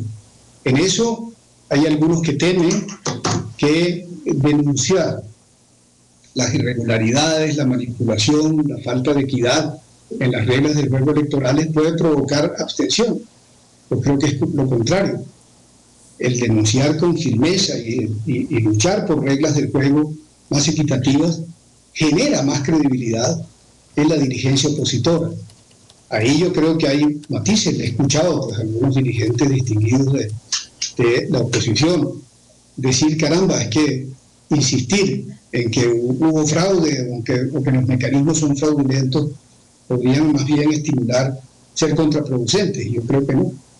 Yo creo que efectivamente se ganaría mucho en credibilidad en continuar una lucha sostenida, pacífica, desde luego, en la búsqueda y en la conquista de reglas electorales mucho más equitativas y transparentes, ¿no?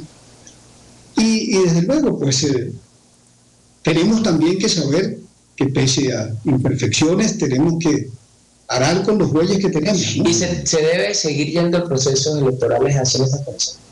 Hay que exigir mucho más equidad y transparencia, ¿no? Porque yo entiendo que más bien eso es lo que puede estimular abstención, como ocurrió en algunos momentos. Claro, hay que seguir luchando firmemente porque se restituya, se restablezca un mínimo de equidad.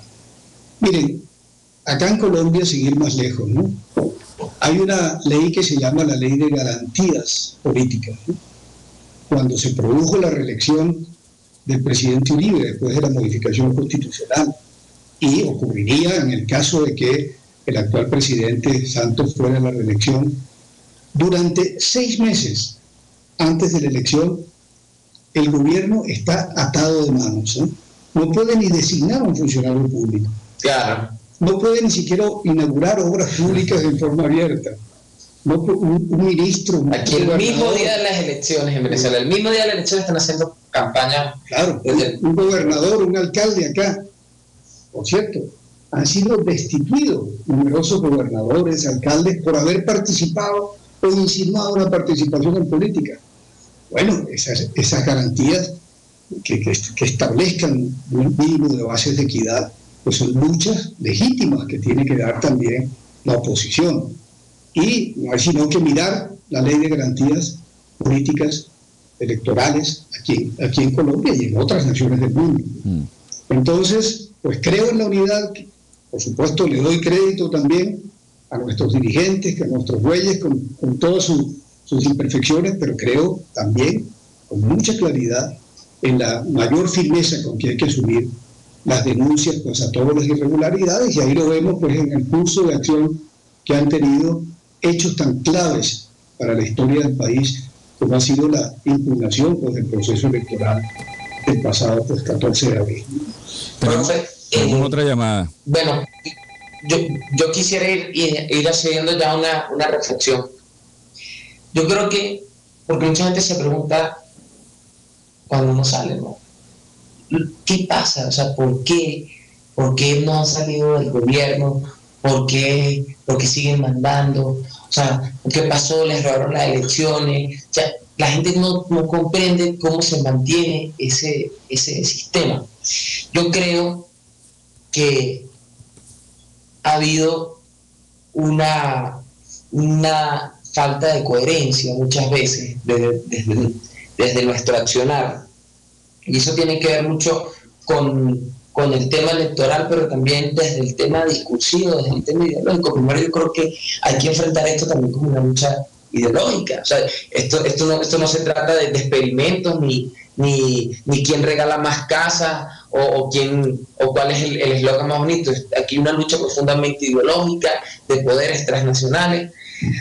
Por otro lado, el tema de que insistir a ir a procesos electorales sin condiciones. O sea, sin condiciones, o sea, ojo, la gente sabe mis posiciones fuertes y críticas con las decisiones que muchas veces han tomado la mesa de la unidad, pero también sabe que el mismo día de las elecciones soy el primero en ponerme al frente y decir, estamos dispuestos de la orden y que vamos para la calle. Y antes de las elecciones también hemos sido los primeros en meternos a donde tengamos que meternos para llevar el mensaje, a pesar de que no estemos muy de acuerdo incluso con algunas promesas electorales o promesas políticas que se dan. Hemos estado ahí. Pero el llamado a la reflexión es, oye, o sea, la gente dice, bueno, pero ¿qué va a pasar? Si no vamos a elecciones, ¿qué? No vamos a elecciones, no nos contamos, ok. Y es que nos ha servido ir a más de 15 procesos electorales. O sea, porque el problema no es votar. O sea, el problema, señora, no es si votas. O sea, el problema no es que votes. El problema es que no cuenta. El problema es que salen en la noche o al otro día diciendo, mira, ganamos. Entonces uno sale a la calle, entonces después te dice, no puedes salir a protestar, ¿no? Ojo, yo creo profundamente en la lucha y en la resistencia no violenta, en la lucha pacífica, porque hemos obtenido resultados concretos, reales, porque hemos logrado que el gobierno se siente, y no solo se siente, pida cacao, como lo decimos nosotros, pida cacao, cuando nosotros nos hemos puesto firmes en resistencia no violenta.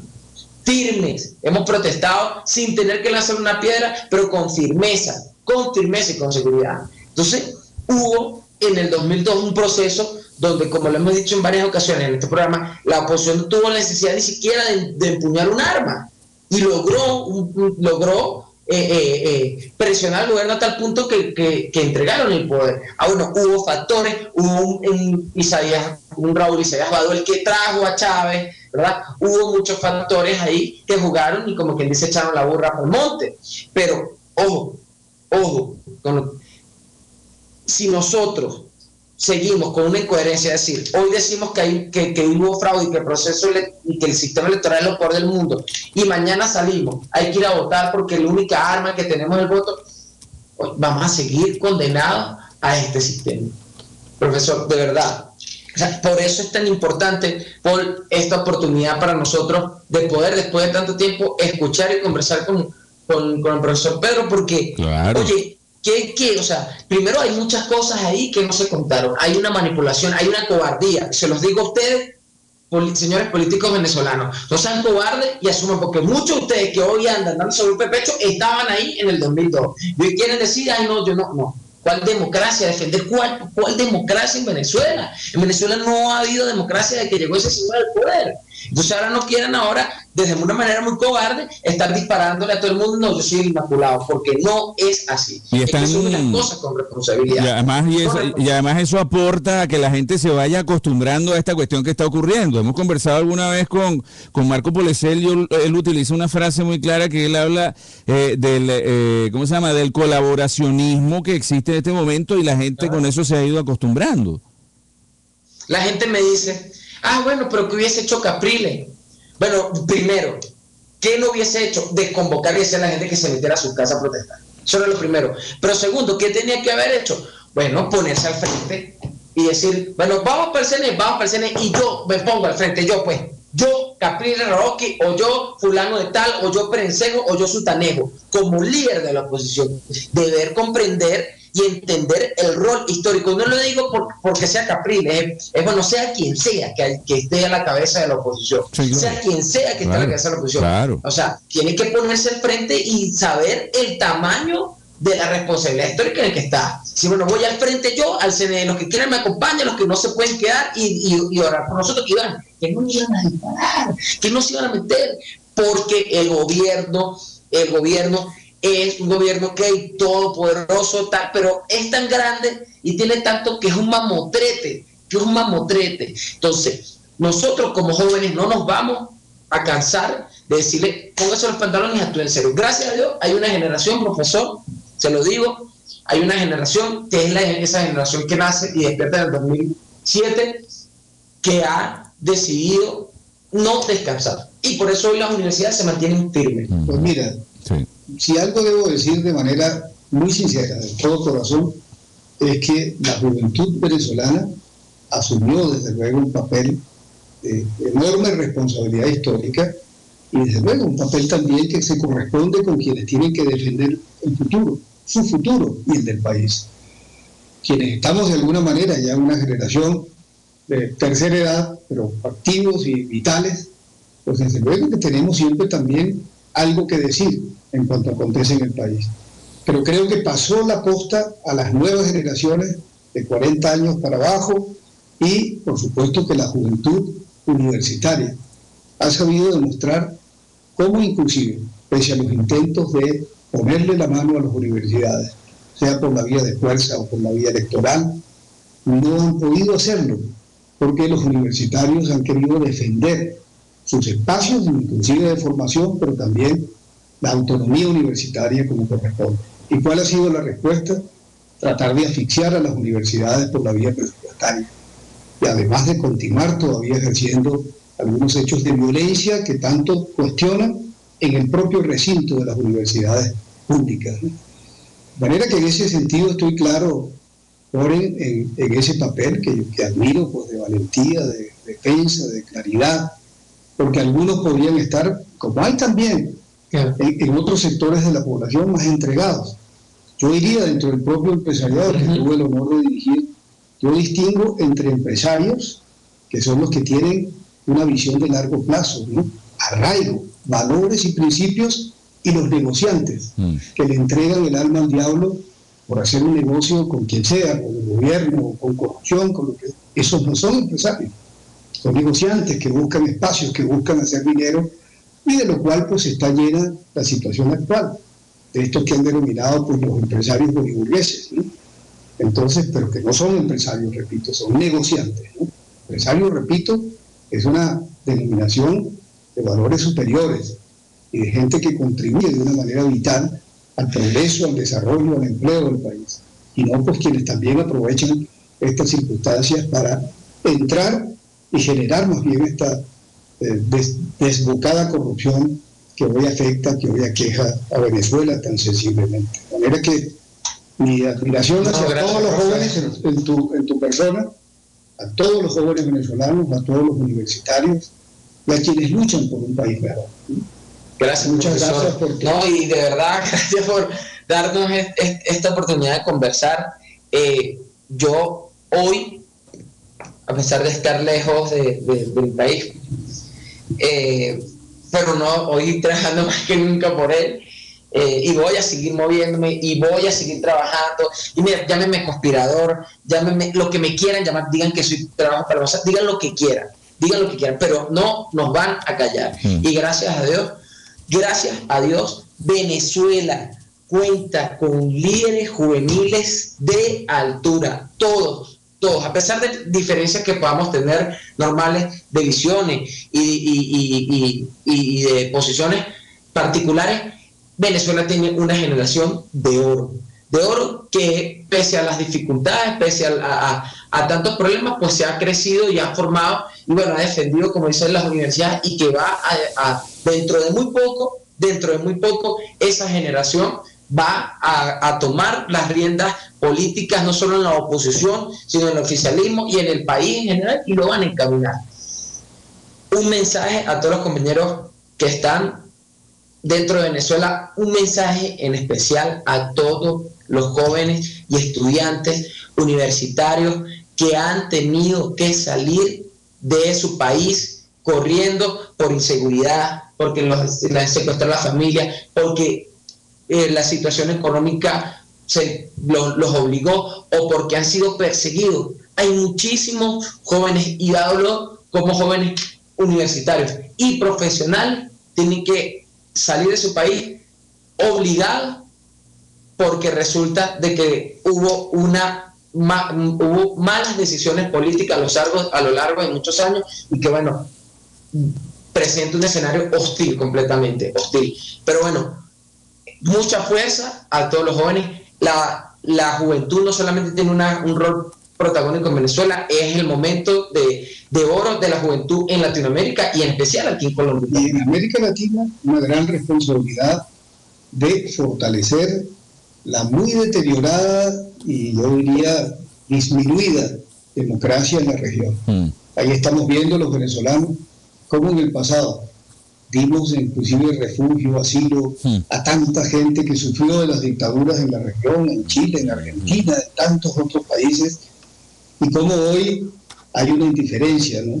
Hace falta que los grandes líderes que en el pasado lucharon por los valores democráticos de la región y que están hoy silenciados en un pragmatismo inexplicable. Por eso, bueno, yo lo reconozco. Yo tengo alta simpatía por Álvaro Uribe Vélez, porque él, cuando el mundo callaba por completo, él alzó su voz de denuncia, su voz de protesta, y fue un muro de contención a estos señores. Sí, cuando señor. El resto de los presidentes callaban, él alzó una protesta y dijo, oye, ya va, tal, y le daba su parado. Y eso para nosotros es muy importante. Sí. Y ese llamado de reflexión a los líderes políticos latinoamericanos en general, de que Sí, señor. gente ser tan sinvergüenza. Sí, señor. Por eso para nosotros también es fundamental tratar de darle soporte a la democracia colombiana. Es un país muy potente, muy grande y que puede servir de trampolín y de soporte precisamente, como dice don Pedro, para las democracias y para la justicia, sobre todo, que son palabras fundamentales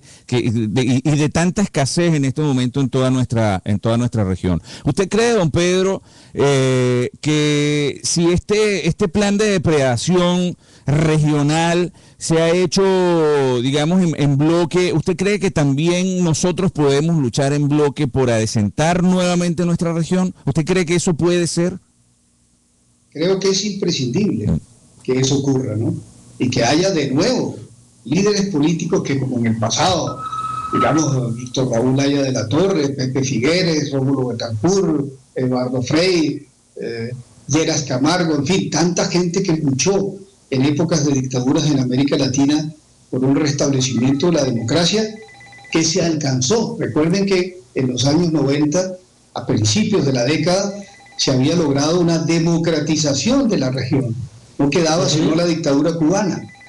Y desgraciadamente, ya a raíz de los acontecimientos de los hechos políticos en Venezuela, surgieron pues estos digamos, totalitarismos que han tenido pues un signo político muy claro, muy definido, en búsqueda pues de espacios que le den en la región un papel pues relevante. Pues yo sí creo y tengo esperanzas de que la región y los dirigentes políticos, y especialmente los más jóvenes, tengan esa conciencia de que los valores democráticos, los valores de la libertad política, de la libertad de disentir pacíficamente, es decir, sin violencia, de la libertad de expresión, son valores supremos que van a la esencia de los derechos humanos que todos defendemos y por los cuales luchamos, ¿no?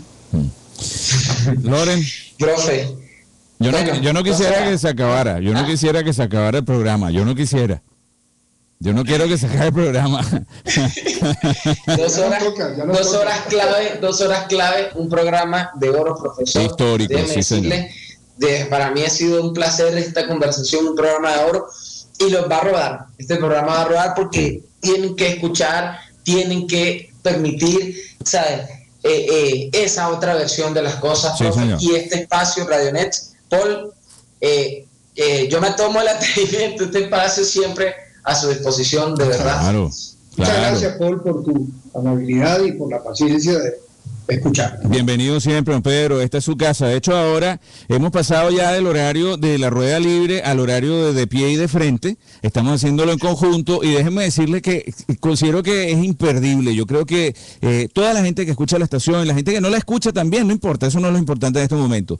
Nosotros vamos a retransmitir el audio de esta conversación completa en el próximo par de horas, de tal manera que quienes llegaron tarde, no se preocupen, van a poder escuchar nuevamente el contenido completo de la conversación de don Pedro Carmona Estanga con Loren Sales y pues acompañado por este servidor.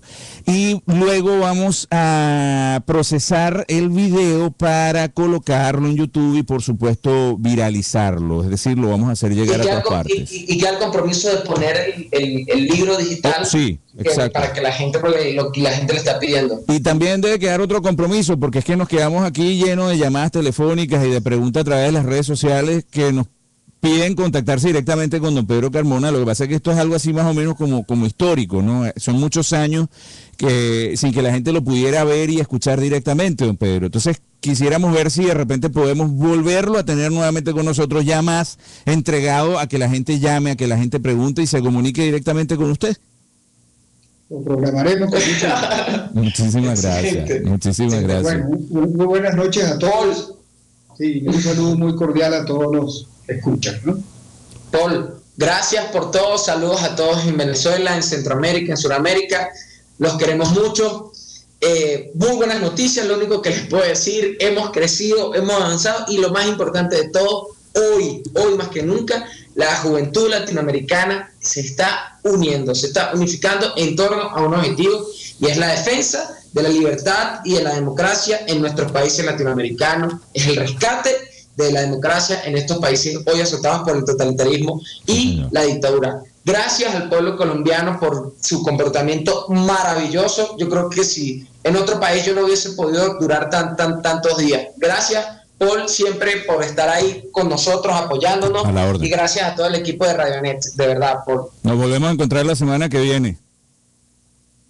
Un abrazo. Buenas noches. Un abrazo, muy buenas noches. Queridos amigos, desde Colombia, don Pedro Carmona Estanga, Loren Sales, directamente a través de radionext.com, la voz de la libertad. Aquí los dejamos pues con esa imagen, ya ellos despidiendo la transmisión desde Colombia. Nosotros pues nos sentimos orgullosos, hemos podido llevar un pedazo importantísimo de nuestra historia contemporánea, ese diálogo, esa conversación. Y pues dos generaciones que se han unido también, dos generaciones que se han unido en este momento para conversar, para llevarnos su historia, sus esperanzas, sus objetivos, las diferencias, qué sucedió hace un tiempo, cómo se debe ver ahora, en qué nos equivocamos para no volvernos a equivocar, y eso es fundamental e importante. Nosotros pues nuevamente intentando llevar, dada la escasez de posibilidades de comunicación y de divulgación que hay cada vez mayores en nuestro país, pues nosotros intentamos estar con todos ustedes. Y para nosotros, en lo personal, para este servidor, ha sido un inmenso honor poder conversar con un par de señores como don Pedro Carmona Estanga y Loren Sales. Y pues estoy absolutamente seguro que también seremos parte importante de ese reescribir la historia de nuestro país, la historia que todos deben conocer, que todos debemos conocer. Mis amigos, nos volvemos a encontrar la semana que viene. Ahora, como les comenté, retransmitiremos para ustedes, repetiremos el audio de este encuentro, de este programa.